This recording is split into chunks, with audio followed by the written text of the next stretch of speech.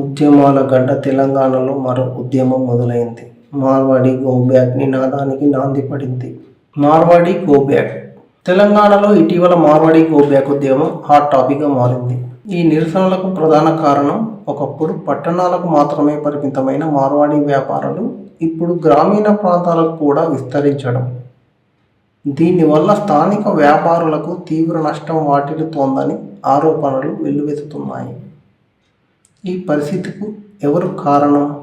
మార్వాడీల వ్యాపార నైపుణ్యం, కొత్త ఆలోచనలు ఈ విజయం వెనుక ఉన్నాయని చెప్పవచ్చు. వ్యాపారం చేయడంలో వారికి ఉన్నంత అనుభవం, వ్యూహం ఇతరులకు లేదనేది చాలామంది అంగీకరిస్తున్న విషయం. వారి దుకాణాల్లో వినియోగదారులకు అవసరమైన ప్రతి వస్తువు దొరుకుతుంది. అంతేకాకుండా కొత్త కొత్త వస్తువులను మార్కెట్లోకి తెచ్చి వాటిని కొనేలా చేసే వినూత్న వ్యూహాలను వారు అనుసరిస్తారు. మార్వాడీల వ్యాపార విస్తరణ స్థానిక వ్యాపారులకు తీవ్ర సవాళ్లను విసురుతోంది. ముఖ్యంగా తక్కువ ధరలకు వస్తువులను అమ్మడం, విస్తృతమైన వస్తువుల శ్రేణిని అందుబాటులో ఉంచడం వంటి కారణాల వల్ల స్థానిక దుకాణాలు పోటీలో నిలబడలేకపోతున్నాయి. ఈ నేపథ్యంలో స్థానిక వ్యాపారులను ప్రోత్సహించడానికి, వారికి అండగా నిలవడానికి ప్రభుత్వ, ప్రజల మద్దతు అవసరమని ఈ ఉద్యమం సూచిస్తుంది. అయితే ఈ నిరసనలు రాష్ట్ర ఆర్థిక వ్యవస్థపై ఎలాంటి ప్రభావం చూపుతాయనేది వేచి చూడాలి. మార్వాడీలను గో బ్యాక్ అంటున్నది ఎవరు? మద్దతిస్తోంది ఎవరు? తెలంగాణలో మార్వాడీ వ్యతిరేక ఆందోళనలు, దానిపై విస్తృత చర్చలు జరుగుతున్నాయి. మార్వాడీ వ్యాపారుల వల్ల గ్రామీణ తెలంగాణలోని చిరు వ్యాపారులు నష్టపోతున్నారంటూ కొందరు ఆందోళన వ్యక్తం చేస్తున్నారు. అదే సమయంలో ఈ ఆందోళన వ్యాపార పరిధిని దాటి రాజకీయ, మతపరమైన అంశంగా మారింది. ఈ క్రమంలో రంగారెడ్డి జిల్లా అమన్గల్ పట్టణ వ్యాపారులు బంద్ పిలుపునివ్వడం రాష్ట్ర వ్యాప్తంగా సంచలనం సృష్టించగా తర్వాత వారు ఆ నిర్ణయాన్ని వెనక్కి తీసుకున్నారు. ఫ్రీక్వెంట్గానే అయినా కొన్నేళ్లుగా సోషల్ మీడియాలో తెలుగునాట గ్రామీణ ప్రాంతాల్లో మార్వాడీ దుకాణాల పెరుగుదల గురించి చర్చ నడుస్తూ ఉండేది. గత 3-4 వారాలుగా అది తీవ్రమైంది. ఈ సమయంలో సికింద్రాబాద్లో జరిగిన ఓ పార్కింగ్ వివాదంలో మార్వాడీ వ్యక్తులు స్థానికులను కొట్టారని ఆరోపణలు చేయడం, ఈ అంశంపై ప్రసంగాలు ఇవ్వడం, వీటికి సంబంధించిన వార్తలను సోషల్ మీడియా వేదికగా కొందరు షేర్ చేయడం, మార్వాడీలను ఘాటుగా విమర్శిస్తూ పాట విడుదల చేయడం ఇవన్నీ ఈ చర్చను పెంచాయి. అమన్గల్ వ్యాపారుల బంద్ ప్రకటనతో ఇది తారాస్థాయికి చేరింది. కాంగ్రెస్, బీజేపీలు దీనిపై స్పందించాయి. ఆ క్రమంలో అంతే ధీటుగా ఈ ఆందోళనలకు వ్యతిరేకంగా మార్వాడీలకు మద్దతుగా హిందుత్వ వాదులు మాట్లాడడం ప్రారంభమైంది. హిందుత్వ రాజకీయాలను వ్యతిరేకించే కొందరు మార్వాడీ వ్యతిరేక ఆందోళనలకు మద్దతిస్తున్నారు. అమన్గల్ వ్యాపారులు బంద్ ప్రకటన ఎందుకు చేశారు? రంగారెడ్డి జిల్లా పరిధిలోని అమన్గల్ అనే చిన్న పట్టణం ఒక్కసారిగా ఈ అంశంతో వార్తల్లోకి వచ్చింది. అక్కడి వ్యాపారులు విడుదల చేసిన కరపత్రిక బాగా ప్రచారం పొందింది. అందులో వారు మార్వాడీ వ్యాపారులకు వ్యతిరేకంగా ఆగస్టు 18న బంద్ చేస్తున్నట్టు రాశారు. ఎందుకంటే స్టాకిస్టు, డీలరు, రిటైలర్ అన్నీ మార్వాడీలే అయ్యారు. స్థానిక వ్యాపారులు వారితో కష్టంలో, తెలివిలో పోటీ పడగలరు గాని మోసంలో పడలేరు.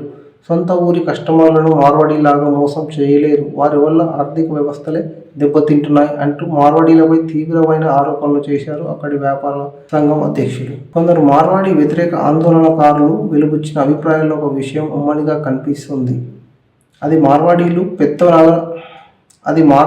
పెద్ద నగరాలు హోల్సేల్ వ్యాపారాలు చేయడం కన్నా చిన్న చిన్న పల్లెల్లో రిటైల్ దుకాణాలు నడపడంపై చాలా మందికి అసంతృప్తి ఉందని తెలుస్తోంది.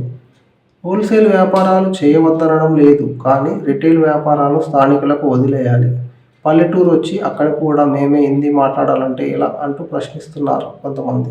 సికింద్రాబాద్ ఘటనతో మార్వాడీ వ్యతిరేకత రాలేదని, ఎప్పటి నుంచో జనంలో ఉన్న కోపం ఈ ఘటనతో బయటపడిందని అన్నారు. మార్వాడీలు వ్యాపారాల్లో నిబంధనలు పాటించకుండా చట్ట వ్యతిరేక పనులు చేస్తున్నారు.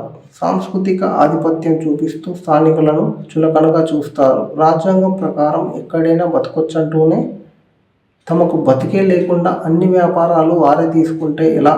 అన్నీ వారే చేస్తున్నారు. అందుకే తెలంగాణ ప్రజల్లో వ్యతిరేకత పెరిగింది అని చెప్తున్నారు.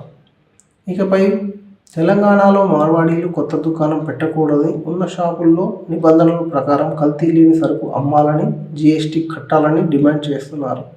ఈ నినాదాలకు, ఆందోళనలకు అసలు కారణం ఏదైనప్పటికీ తెలంగాణ సమాజం నుంచి సోషల్ మీడియాలో వస్తున్న మద్దతు చూస్తుంటే అంతర్లీనంగా ప్రజల మనసుల్లో ఈ భావన ఎప్పటి నుంచో ఉందా అన్న సందేహాలు కలుగుతున్నాయి అని రిటైర్డ్ ప్రొఫెసర్ చెప్పారు.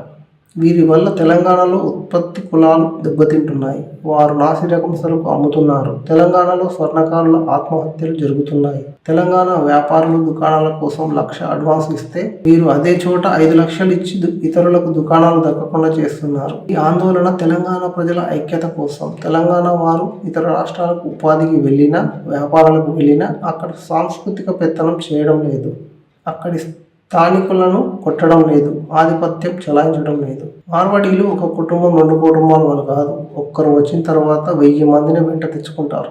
అలా కాలనీలు ఏర్పాటు చేసుకుంటున్నారని ప్రొఫెసర్ చెప్పారు. ఎవరి మార్వాడీలు? తెలుగునాట మార్వాడీలు అనగానే ఒకే కులం వారు అనే అభిప్రాయం ఎక్కువ మందిలో కనిపిస్తుంది. ప్రస్తుత రాజస్థాన్లోని మార్వార్ ప్రాంతానికి చెందిన వారిని మార్వారీ లేదా మార్వాడి అంటారు. జోధ్పూర్, జైసల్మేర్, బికనేర్, అజ్మీర్ వంటి నగరాలలో విస్తరించిన ప్రదేశం ఇది. వీరు మాట్లాడే భాషను మార్వాడి అంటారు. అది స్థూలంగా రాజస్థానీ భాషల సముదాయంలోకి వస్తుంది. ఈ ప్రాంతంలో అనేక కులాల వారు ఉంటారు. ప్రధానంగా హిందూ, జైన మతాల వారు ఉంటారు. తార్ ఎడారి ఉండే ప్రాంతం ఇదే. మార్వాడి అనే పదం కూడా ఎడారి ప్రాంతంలో ఉండేవారు అనే అర్థం నుంచి వచ్చింది. బంగారం, బట్టల వ్యాపారాల్లో వారు ఎక్కువగా కనిపించిన తినుబండారాలు, రెస్టారెంట్లు, ఎలక్ట్రికల్, పెయింట్, సిమెంట్, శానిటరీ వంటి షాపుల్లోనూ వారి సంఖ్య క్రమంగా పెరుగుతుంది. 2011 జనాభా లెక్కల ప్రకారం ఉమ్మడి ఆంధ్రప్రదేశ్లో 76,480 మంది మార్వారీ భాష మాట్లాడేవారు ఉన్నట్టు తెలుస్తోంది. దేశంలో మార్వారీలు దాదాపు 78 లక్షల మంది ఉండగా వారిలో ఎక్కువ మంది రాజస్థాన్లోనే ఉంటారు. ఆ తర్వాత అత్యధికంగా మహారాష్ట్ర, గుజరాత్, కర్ణాటక, ఆ తర్వాత ఉమ్మడి ఆంధ్రప్రదేశ్లో వారు ఉన్నారు. దేశవ్యాప్తంగా మాట్లాడే వారి సంఖ్య ప్రకారం మార్వారీ భాష 20వ స్థానంలో ఉంది. దీనిపై బీజేపీ ఎంపీ బండి సంజయ్, జాతీయ రాజకీయ పార్టీలు కాంగ్రెస్, బీజేపీ రెండూ కూడా మార్వాడీలకు మద్దతుగా నిలిచాయి. మార్వాడీలు ఈ రాష్ట్రంలో భాగం. ఏళ్ల నుంచి ఉన్నారు. ఎవరు వారిని ఇక్కడి నుంచి వెళ్ళగొట్టే పరిస్థితి ఉండదు. దాన్ని కాంగ్రెస్ పార్టీ సమర్థించదు అని పీసీసీ చీఫ్ మహేష్ కుమార్ గౌడ్ చెప్పారు. మార్వాడీలు సంపద సృష్టిస్తారు తప్ప ఎప్పుడూ దోచుకోలేదని కేంద్ర మంత్రి బండి సంజయ్ అన్నారు. మార్వాడి గో బ్యాక్ నినాదం హిందూ సమాజాన్ని చీల్చే కుట్ర అని ఆరోపించారు ఆయన. వారు వ్యాపారం చేసుకుంటే తప్పు లేదని, వారు తెలంగాణ నుంచి ఎందుకు వెళ్లాలని ప్రశ్నించారు. రోహింగ్యాల గురించి, ముస్లిం వ్యాపారుల గురించి ఎవరు ఎందుకు మాట్లాడారని ఆయన ప్రశ్నించారు. బండి సంజయ్తో పాటు పలువురు బీజేపీ నాయకులు, హిందుత్వవాదులు మార్వాడీలకు మద్దతుగా రోహింగ్యాల అంశాన్ని లేవనెత్తారు. రోహింగ్యాల బాధ్యత ప్రభుత్వం, పోలీసులది. బంగ్లాదేశ్, బెంగాల్ దాటి వారు ఇక్కడి వరకు వచ్చేదాకా ఎవరు చేశారు? ఎవరు చూస్తున్నారు? ఎవరు వారు? పాకిస్తాన్ వారిని, రోహింగ్యాలను స్వాగతించరు. మీ ప్రభుత్వమే ఉంది, వారిని పంపించేయండి, మేము హిందువులమే, దానికి దీనికి అసలు సంబంధమే లేదంటున్నారు. Marwadi go back. మీరేమనుకుంటున్నారు? కామెంట్ రూపంలో రాయండి. మరియు ఇలాంటి మరిన్ని వీడియోల కోసం మా ఛానల్ సబ్స్క్రైబ్ చేయండి. Thank you. నెక్స్ట్ వీడియోతో మళ్ళీ కలుద్దాం. బాయ్.